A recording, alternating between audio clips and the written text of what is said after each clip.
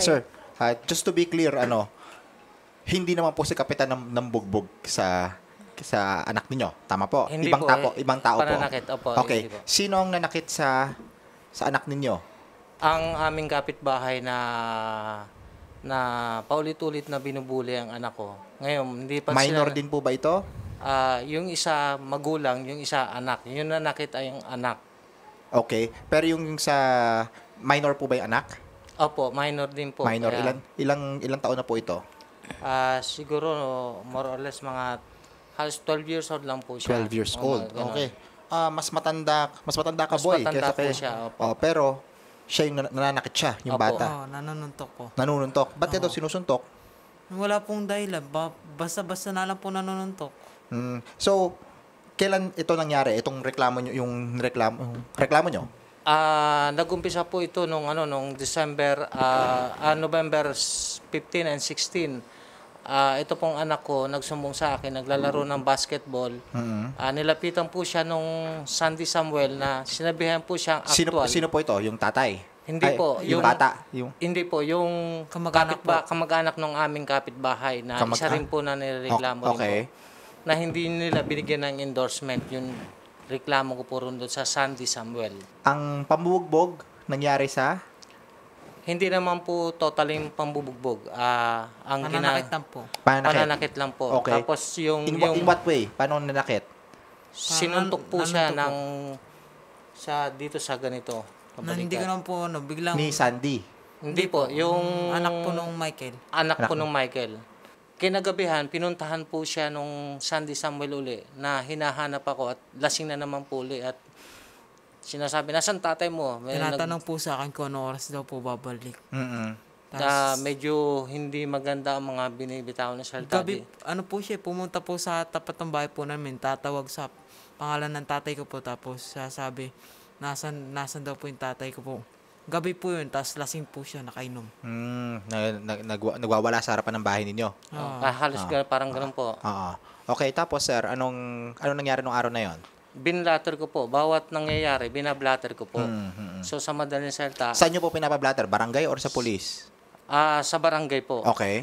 Ngayon, sinabihan po ako ng barangay na, sige, magharap kayo na sa Sunday para wala kang trabaho, wala siyang trabaho. Magharap kayo na Sunday.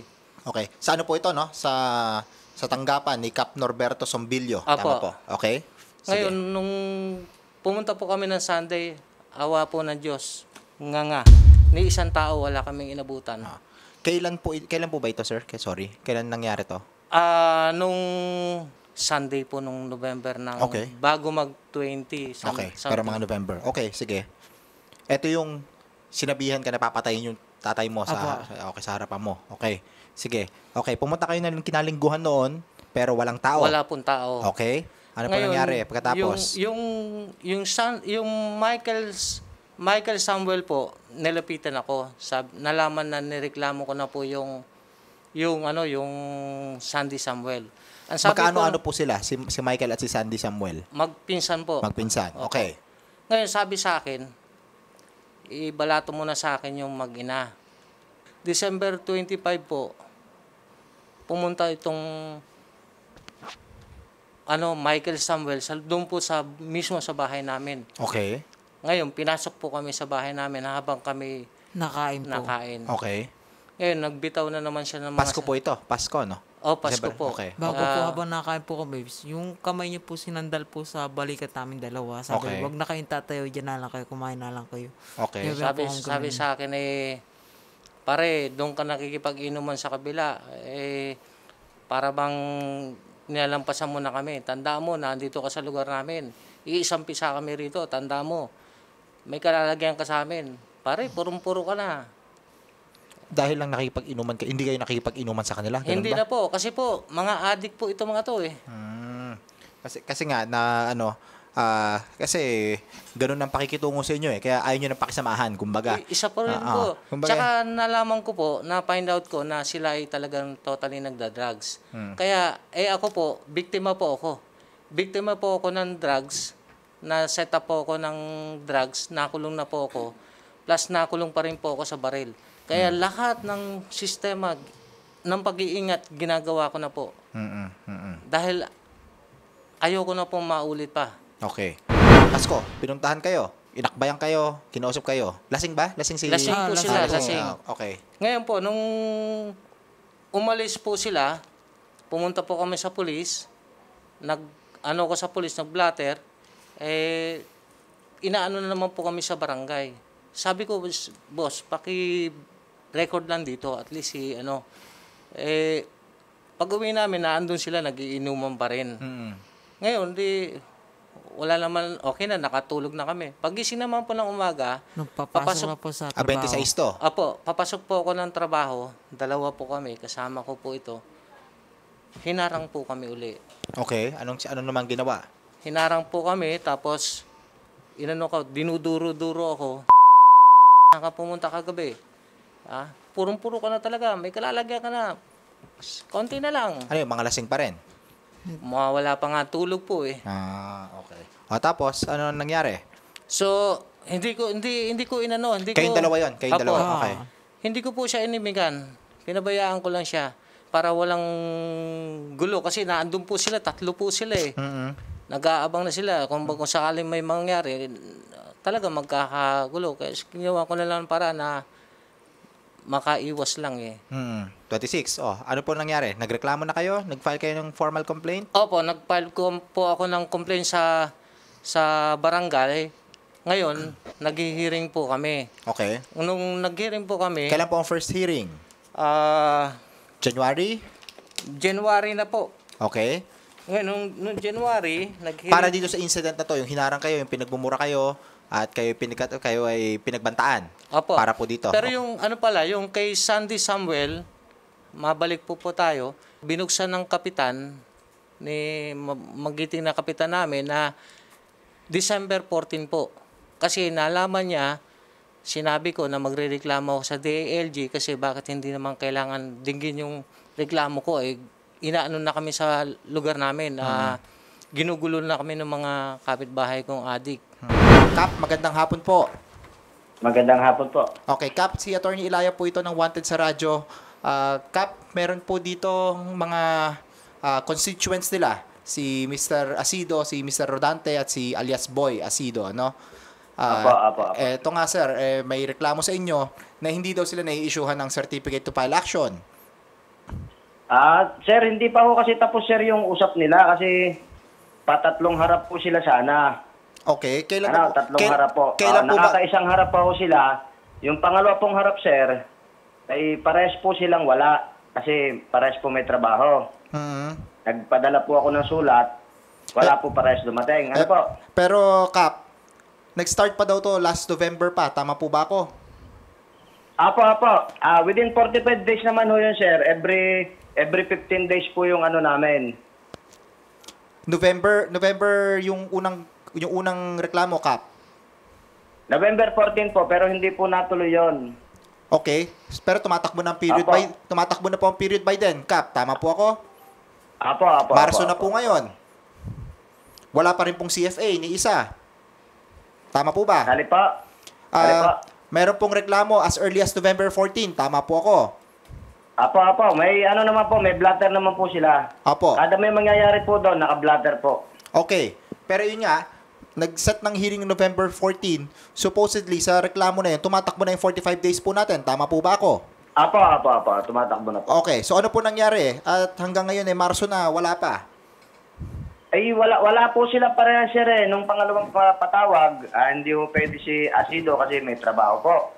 Ngayon, nung susunod naman po na patawag, wala naman po yung isa kasi umiiwas na po siya sa gulo. Ang ginawa po ay umalis na doon sa amin, dito po sa amin sa barangay. Hindi po namin alam kung saan nagpunta. Okay. Ano bang nakalagay na complaint dyan, sir? If I may ask. Ay, yung gusto lang pong makaharap niya kasi hindi sila nagkakaintindihan. Pero po yung mga sinabi niya dyan po, hindi po yan pinag-uusapan dito. Wala pong pinag-uusapan ditong ganyan. Narinig ko po lahat ng usapan ninyo. Pero may meron complaint. Pong iba, pero marami po yung wala, tama. sir. May complaint. Ay, ito lang naman po Ang reklamo lang sa inyo, Kap, is hanggang ngayon, wala pa ring lumalabas na CFA. Apo, sir, kasi hindi pa ho sila tapos ng usap, sir, eh. Kailan po matatapos ang usapan, Kapitan? Kasi sobrang Ay. tagal na po.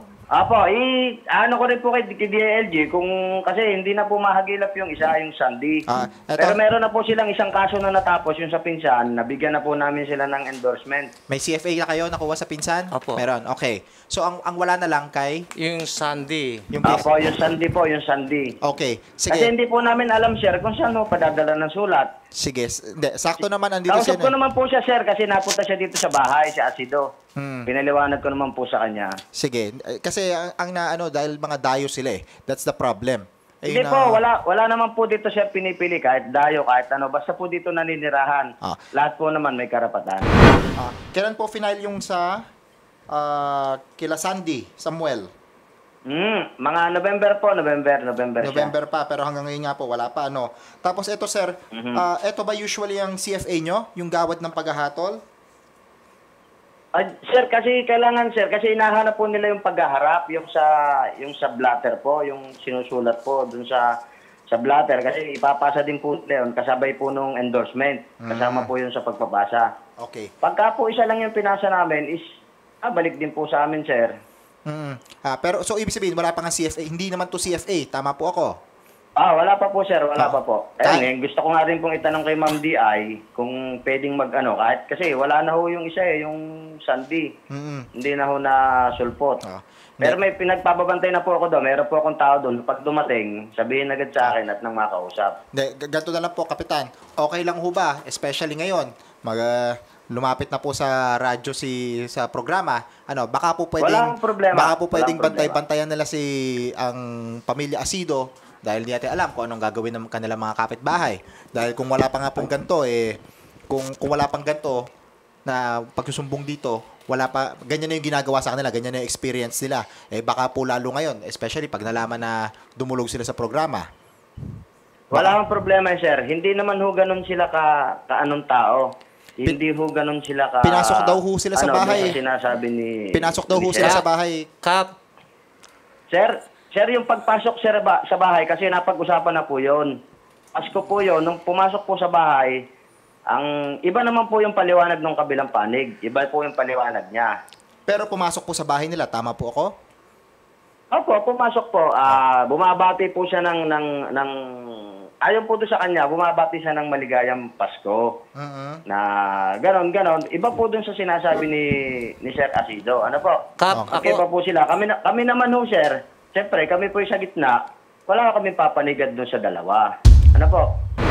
di ba sinabi mo nga doon sa hearing na huwag magsalita ng isang bagay na ikasasakit ng mga bawat isa. Yan. Di Di ba po sabi ba? ko sa inyo, bago kayo lumabas, sabi ko, pilitin ninyo kung hindi kayo magkasundo bilang magkapitbahay, pilitin ninyo na huwag nang magsalita sa bawat isa. Oo, Nang pero- masasakit na salita. pero Di ba, Kap- biniling ko sa inyo. Oo, Tapos magpasensyahan kayo kasi magkapitbahay kayo. Kahit anong mangyari, pag kami nangailangan sa inyo, siyempre, sinong unang tutulong? Kapitbahay. Kaso Pero, Kap, kinukursunada lang sila, Kap Kap, di ba? Po, Parang kinukursunada lang sila. Kap, paulit-ulit. Hindi po naman sir ganun ang dating sir eh. Hindi po ganun yung dating. Kasi kada may may mangyayari po, binablatter po nila sir. Pero Ayun, may... ako naman po, kinakausap ko rin naman po yung Kap, kabila. galit na nga po ang mga tao sa barangay sa akin dahil ginagano nila, binabastos na nga ako eh. Kaya nga pumunta na ako rito eh. Kailangan pa ba natin magpaikot-ikot tayo? Oh, dapat sinasabi mo rin dito. Kasi hindi naman namin ilang beses alam. ko na sinabi, binastos na nga ako. Sabi, ano ba yan? Paulit to, pabalik-balik ka rito. Kasuhan mo. Sinabi ko nga, Hindi, bigyan niyo kasi ako di ba ng may endorsement endorsement. na tayo. Tapos na yung usap ninyo ni Michael eh. Tapos na yun. Yusek, meron po kasi dito, nagrereklamo sila. Dali, oh. Apparently po si kapitan nila ay hindi daw sila nai-issuehan ng CFA pa. Ang reklamo nila was early November pa po. Pero hanggang ngayon ang sinasabi po ni kapitan hindi pa rin daw po tapos ang usap. Paano po ba magandang gawin dito? Kung halimbawa at ayaw niya magbigay, dapat sagutin niya in writing. Kung kasi kung halimbawa naman, yun namang complainant ba yan? Kung complainant, ano ba yung case na yan at bakit hindi mabigyan ng CFA? Kasi kailangan, kung yung mga ganyang case, hindi naman dapat nagtatagal eh. Opo. Kasi kung hindi magkasundo, dapat lang bigyan mo. Ngayon, kung ikaw naman ay ayaw mo bigyan, ano ang legal basis mo para huwag mo bigyan? Dapat sagutin mo para masagot din niya kung ikaw ay may legal basis talaga kung ba't ayaw mong bigyan. So kung talagang hindi naman makuha sa usapan, kasi ang naman, hanggat maaari, kaya nga tayo may barangay para hindi na lumalaki yung problema, hindi na nakararating sa itaas, dapat sa level ng barangay, siya yung unang mangunguna na ayusin yung problema na huwag nang lumaki. Pero hindi naman maiwasan din na may nagkakamali, may umaabuso. Pero lahat naman ng nagkakamali at umaabuso, kung sakali, pwede nyo hong dalhin sa office ko. Kung talagang hindi maayos sa ibaba, pwede gumawa ng formal complaint at yan idadaan natin sa legal para makita kung merong abuse o kaya dereliction. So, tingnan po natin. Kailangan makita muna natin kung ano ba yung facts ng case. Apo. Sige po. Ang Sige sinasabi lang po Yusek sa amin ni Kapitan, yun nga, up until now, hindi umalis na po yata yung nirereklamo. Parang ganoon po yata. Although the family is still there.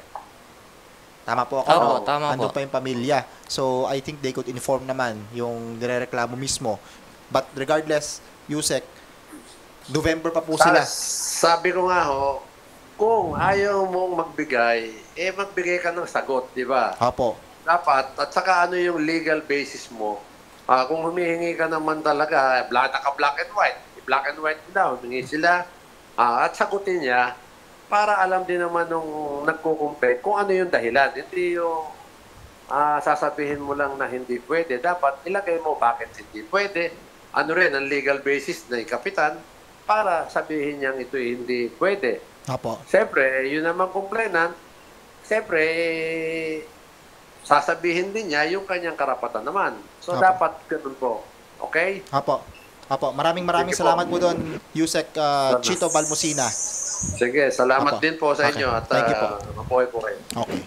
Narinig nyo naman si Yusek, no? Malinaw ang sabi ni Yusek na kung tingin ninyo, nagkamali si Kapitan sa pag-withhold ng CFA sa inyo, bukas naman ang tanggapan nila. Pwede natin kayo tulungan gumawa ng complaint. Pero total, nakausap naman natin si Cap Sumbilyo ngayon, baka pwede nang gawa ng paraan na makausap talaga itong si Samuel dahil ayun naman ang gusto.